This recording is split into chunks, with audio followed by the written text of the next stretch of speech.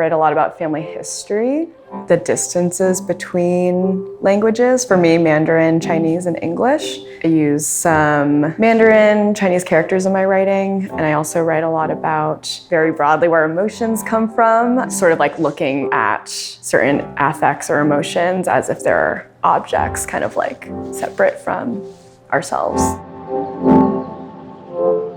At some point, I think, when I started studying poetry and writing more poetry, it became really clear to me it was like the primary form that I could use to say what I wanted to say. Like, fiction didn't quite work for me, and I do write a little bit of nonfiction, but poetry always just felt really intuitive to me, and so that's kind of how I turned to poetry. It was always sort of like a tool for me to process whatever I was going through. Nobody like really bothered me with it. You know, it was like, right, so it was something that I got to explore on my own.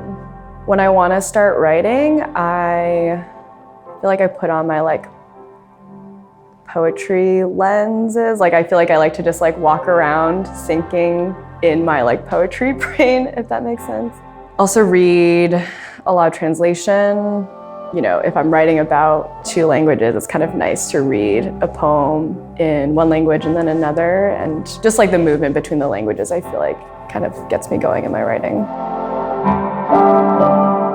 It was really hard in the beginning for me to share my work because it felt like a part of myself that was really hidden from most people. Once I started sharing my work, or feeling like it was for you to really understand me, you had to read my poems. That was probably part of the impetus. And then once I started having people, friends, read my poems and then sharing them more broadly, it just felt really cool.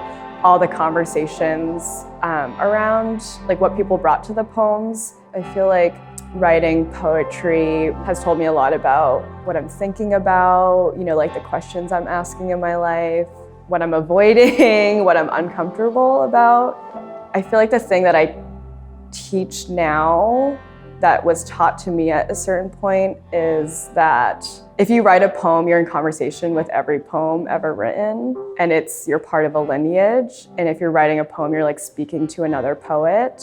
You're speaking to a reader, but you're also speaking to all the other people who are writing. And so that kind of community aspect of writing a poem and the lineage of writing poetry, I feel like it kind of keeps me grounded. It keeps me humble in the task of writing a poem, which feels often really, I think it can feel really individualistic sometimes, but yeah, I think that's probably the most important thing that's been taught to me that I really believe about.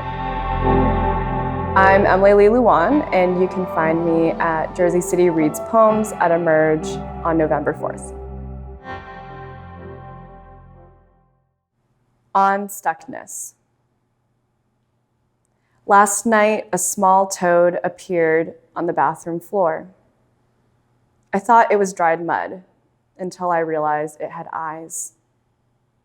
We stared at each other for a while, each wondering if the other would move. Impatient, I poked the thing with a broom.